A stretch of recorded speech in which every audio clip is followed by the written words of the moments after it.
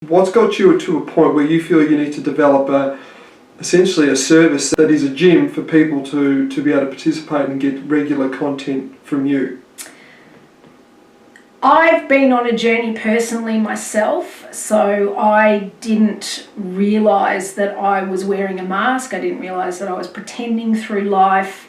I started to struggle when I was about 25, and in fact I probably struggled all my life up until then. I had eczema, I had asthma, I had breast lumps, I had all these colds and flus. My immunity was low, and I really think my body was trying to talk to me to say make some changes. And when I got glandular fever and chronic fatigue when I was 25 and I couldn't work, I was working in finance, I was earning lots of money, but I couldn't work anymore because my body just shut down. I needed to look at what was really going on, and that was when I started to take a holistic approach. Where were you emotionally during this period? I emotionally was not good. I was the person that everyone loved being around, and I would smile when deep down inside I just wanted to cry. I'd go out and be social, and then I'd have to come home and spend a day or two in bed because it just came at such a physical cost to me. What I was doing is I was putting myself or putting other people ahead of myself, putting their needs, and I was giving myself up to be loved and accepted, which was what I was taught to do in my family. The mask that I was wearing was that I was this happy-go-lucky person that everyone loved and that did well and had no worries in the world, but deep down inside I had a huge amount of worries. It got to a point where I just couldn't function anymore. I often say that who I showed the world and who I really was on the inside, it just got so far, that gap, that it became too hard pretending to be someone who I wasn't. And the sad fact is that I didn't even know that I was pretending. It was just something that I'd been trained to do. And I often talk about, I see people just like me who are train wrecks waiting to happen. Now, my train wreck happened when I was 25 to 30, and thankfully I got into this work and I was able to make changes. But I often see so many people struggling with things and putting up with, masking their symptoms, trying to suppress. It's your body's way of talking to you to say make change, but we don't listen to it. We might get eczema and we use the cream, or we might get have a fit and we take a pill, or we get depressed and we take a pill, or we get high blood pressure, and we often don't look at really what's driving all this. And I needed to look at all that because all of these problems started to happen, and it became too hard trying to put out all of these fires. So tell me about the time at 25. Mm-hmm. Obviously, you've just mentioned that was your time for change. Can you describe what that, obviously the change, was that a positive thing or a negative thing? At the time I would have said that it's the worst thing that's ever happened to me, but looking back now, 20 or so years down the track, I look back with hindsight and think that was the best thing that's ever happened to me, because I got off the treadmill, the little rat on the treadmill, and we're just going through life doing what we've trained to do. And I got off that and I got to look at the big picture. And even though it was hard back at 25, when I had no energy, I couldn't get out of bed, I couldn't function, I couldn't go to work, I had to change my career, I had to start eating differently. And so was it both physical and emotional reset in a way? Back at 25, it was more of a physical reset, and so I focused very much on nutrition and exercise and that.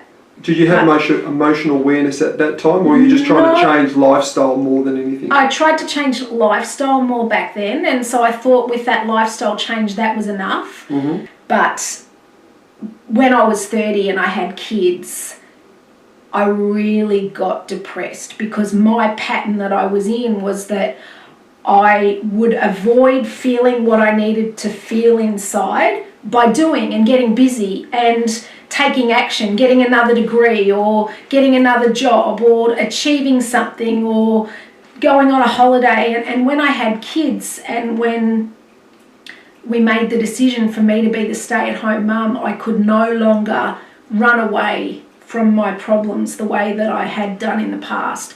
And they came up and they really were in my face and I didn't know how to handle them.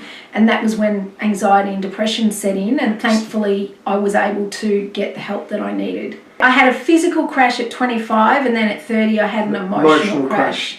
And the emotional crash, I think, was the most important for me because it helped me to realise that I could no longer hide the pain that I'd been suppressing inside. And my truth is that I just didn't feel good enough. I was pretending, I was wearing a mask, and I had to face that part of me that felt not good enough. And I realised that she's actually a beautiful part that is very creative and very loving and very nurturing, and all those parts I'd suppressed in myself. So going back to that emotional understanding that you're not coping, how did you start that emotional journey? I didn't want to rely on medication. I wanted to get me back. I knew that something was going on and I didn't want to have to rely on the medication. So that kind of really started my search. And so I went to the traditional psychologists, and they were helpful because I was able to talk things and unpack things and get them out. But it just seemed like I was paying all this money all the time. And we get to the end of the session, they'd say, right, our time's up. And then we'd come back and revisit. And then I didn't feel like we were progressing. I didn't feel like we were getting to the root cause. It felt, to give an analogy, I've used this before, it felt like I'd cut off my arm and they were offering me a Band-Aid. Yep. And even though the Band-Aid's helpful, it just wasn't enough for what was going on. And so I then started to search for, I suppose, non-traditional ways of healing inside. Yeah, sorry to interrupt, but before we go there, is it fair to say that for you, the traditional, for many others it may be the right path, Definitely. But for you it sort of plateaued very early and you weren't getting the sort of progression. Yeah, see, what I was going to was cognitive behavioural therapy. Right. And what that does is it doesn't go back to the past to heal the traumas that are keeping you stuck and are reoccurring in the present. So for many people, if you haven't got past trauma, that's actually helpful. I needed a way of going back and healing what was going on because it was cropping up in the present day and I wasn't able to be present and I wasn't able to function because of what had gone on in the past, and I had to make peace with the past in order to be free in the present. So how did you start the journey? I battled along for so long. I used to drink alcohol, I used to watch TV, I used to try and cope as best I can because I thought that what I was living was normal. I thought that I just didn't handle kids well. And when my daughter, she would have been about 2.5, 3, she did something and I smacked her and she said, that didn't hurt. And then I smacked her again. She said, that didn't hurt either. And it was at that point where I thought, I feel like the child. I feel like she's the parent and I feel like the child. And it was really her that got me into this because I pushed myself through. I covered up my pain and I pushed through. And it wasn't until I realised that if I want to have a good relationship with my daughters, I need to learn a different style of parenting. So that was kind of the catalyst for me to get into this. Bit of an irony that your young child daughter is the catalyst for you to grow up in a lot of ways. It's so true.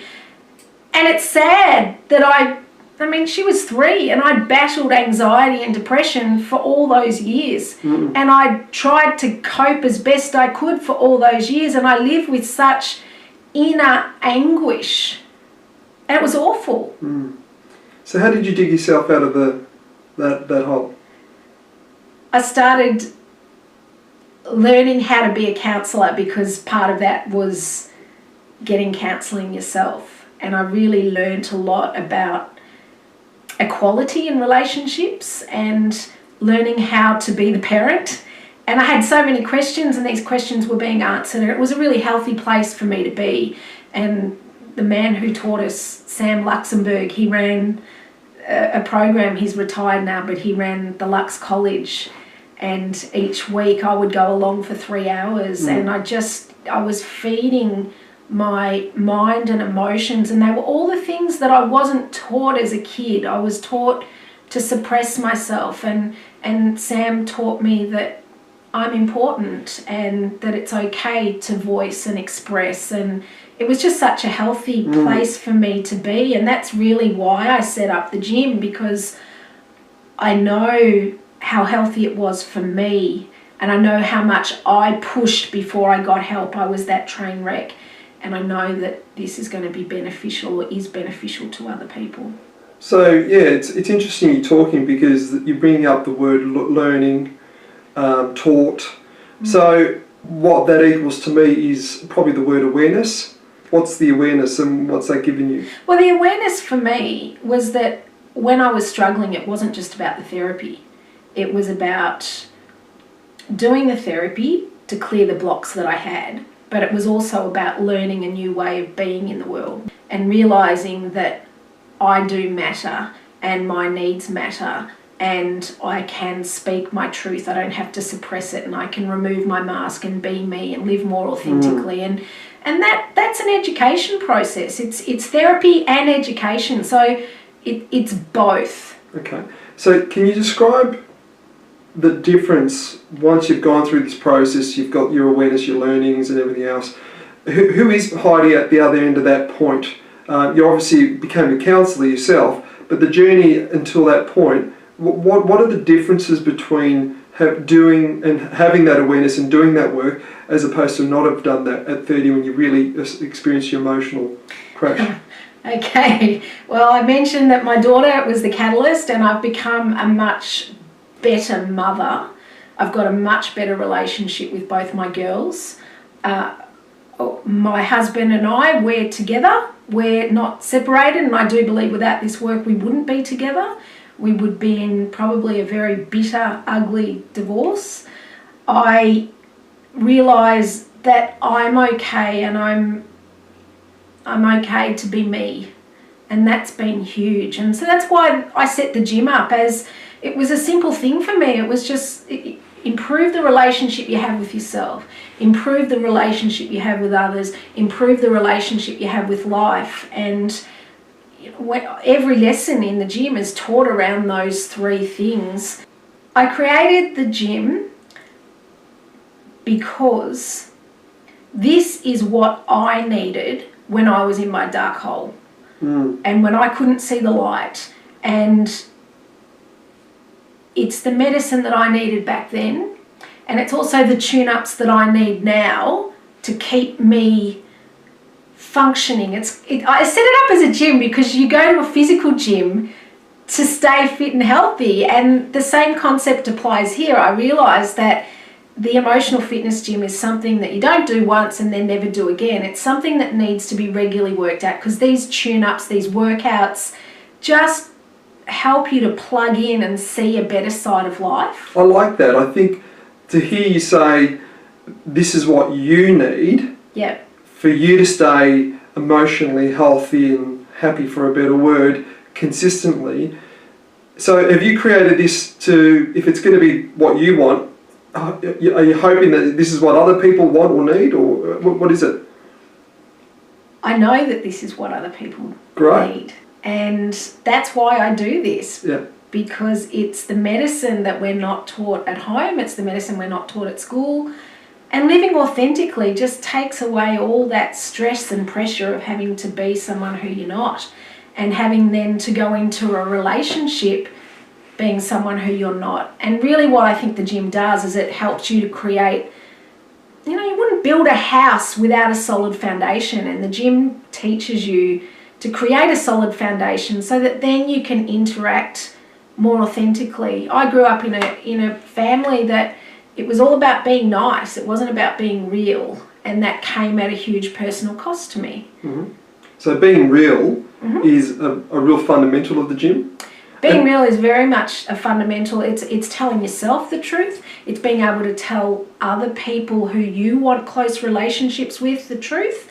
And it's about being able to set intentions. What do you want from this world? Like I would never be doing this if I didn't know this work. I said I want to be able to help people in need the way I needed to be helped.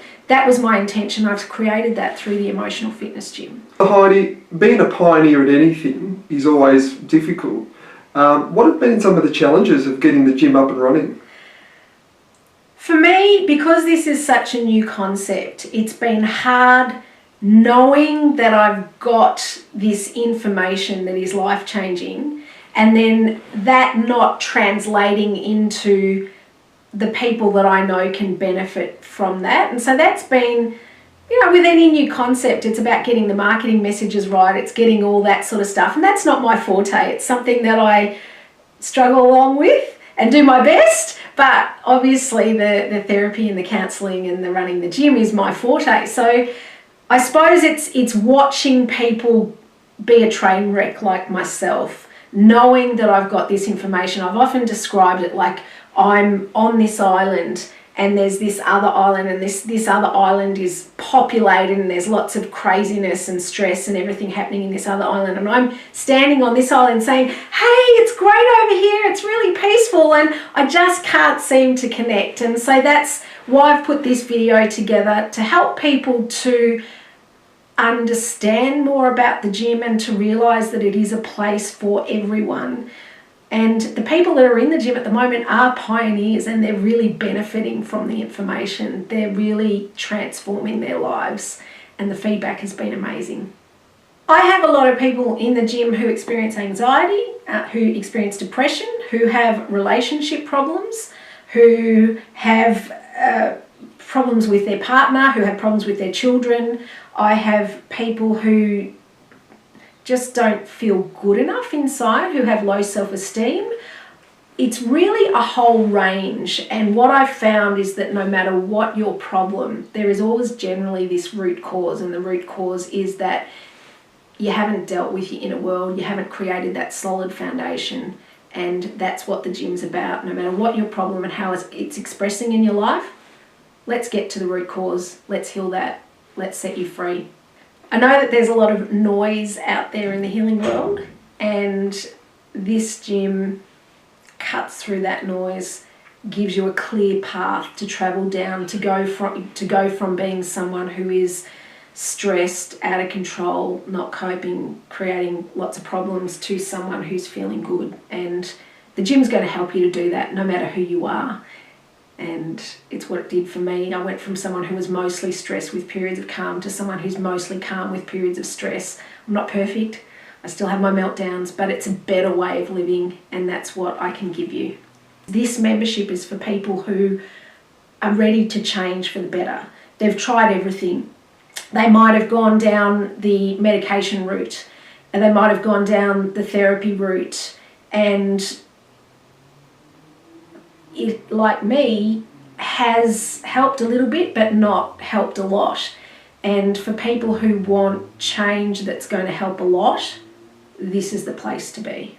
So in essence, what you're offering is ongoing learning for them to develop that emotional strength within? Is that what it's ongoing training and support for them to develop their mind and emotional fitness muscles, mental and emotional fitness muscles. Okay. And that's important because it's something that needs to be done on a regular basis. It sounds like, let's be upfront. Most people suffer from some sort of emotional stuff. So it sounds like your audience is quite broad in a way. It is very broad, although the problem is that most people don't realise they need this gym.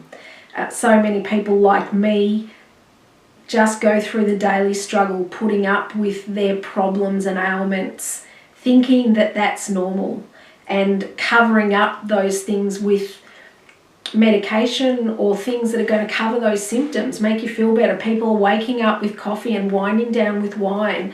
And if you're one of these people, there's a better way of living life. You can choose to have that rather than having to have that. And that's when you get this freedom, and that's what you'll get from the gym. It's a really healthy place to be for your mind and emotions. People need to be ready for change, and if you're ready for a better life, the Emotional Fitness Gym is the place to be. And it's for everyone.